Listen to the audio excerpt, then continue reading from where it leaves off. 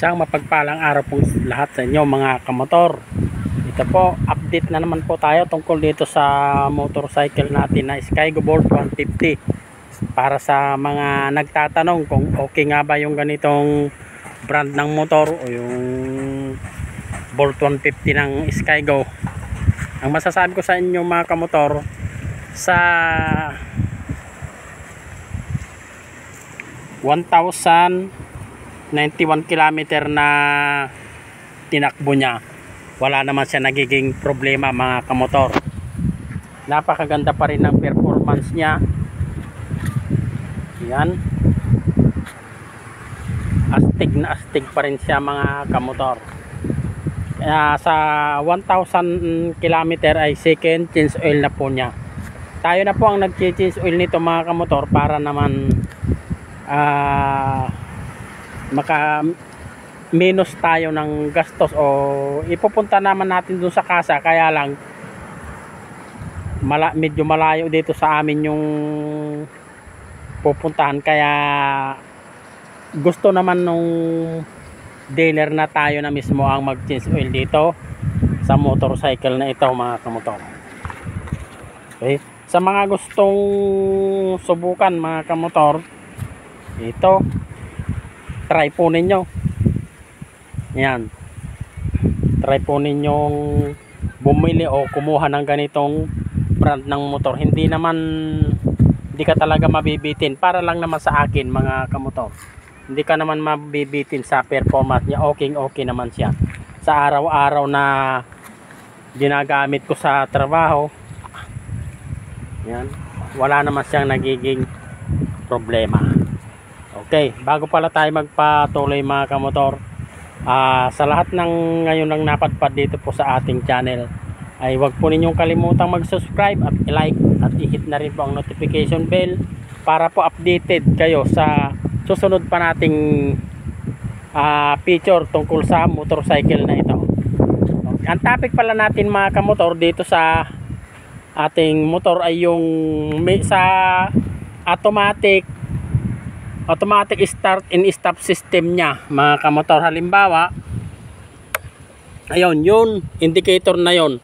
Halimbawa mga kamotor, yung indicator niya na yon na halimbawa steady siya, steady nakailaw kahit halimbawa naka-off itong automatic, kumbaga naka-on na ganon, kumbaga i-on natin, kahit i-off natin, naka-steady pa rin yung ilaw niya. Hindi lang sa motorcycle meron yun mga kamotor, kahit na sa mga sasakyan at saka sa mga ibang brand din ng motor na merong automatic start and stop system nya.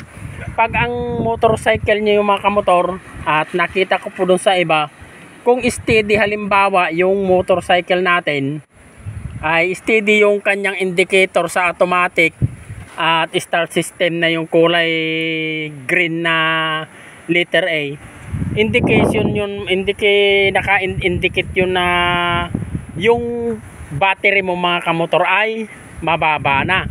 Hindi lang dito po, hindi lang dyan sa battery indicator makikita yung paghina ng battery. Pag yung letter A na yun ay nakalitaw palagi kahit naka-off itong kanyang switch, hindi po siya nagcha-charge. Saan kaya nakukuha yung mga kamotor?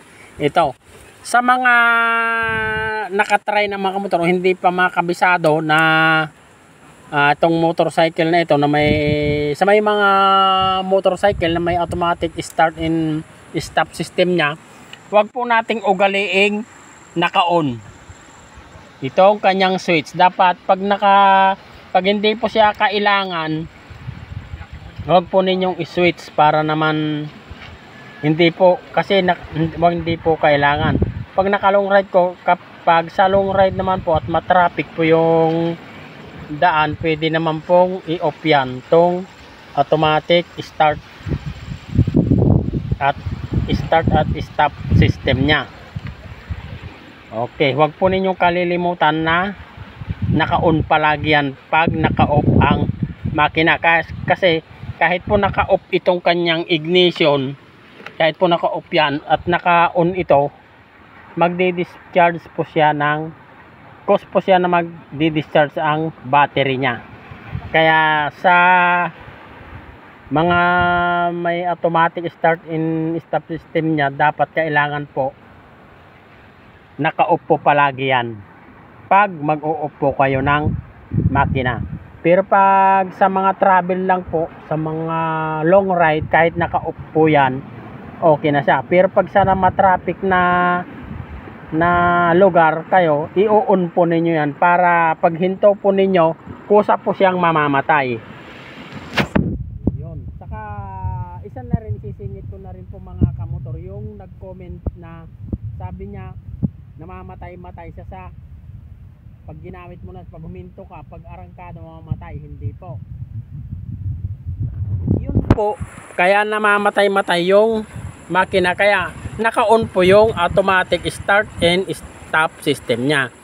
Kaya halimbawa po, ginamit po niyo, naka-on po ito, naka-on yung switch na yan, automatic po siyang mamamatay pag may kakilala kayo, huminto kayo, o may kamaritisan kayo sa daan, hihinto at mamamatay po yung makina. Pero pag start po niyo, wag na po kayong magpe-press niyang starting button niya. Hindi na po. Ito na pong accelerator, ang pihitin lang po ninyong ganon, kusa na po siyang tatakbo. Kaya wag po kayong mag-alala, halimbawa sa ganon, masasanay din po kayo pag nagkaroon po kayo ng motorcycle na merong automatic start and stop system niya. Kaya okay, sana po kung gusto po ninyong masundan yung picture ng motor na ito, sumubaybay na lang po kayo next vlog ko, kasi meron po akong idadagdag tungkol naman dun sa indicator ng yan na nagbe-blink siya, kumbaga namamatay-matay siya, tapos hindi na po i-start yung makina nyo. Yung automatic indicator na yan, nagbe-blink po siya. Yun po ang sunod nating pag-uusapan pag sunod po nating pagbibideo. Okay. Sa mga nagko-comment na hindi po magandang performance ninyo, aywan ko lang, pero try lang po ninyo. Pero para po sa akin, napakaganda po ng performance nito.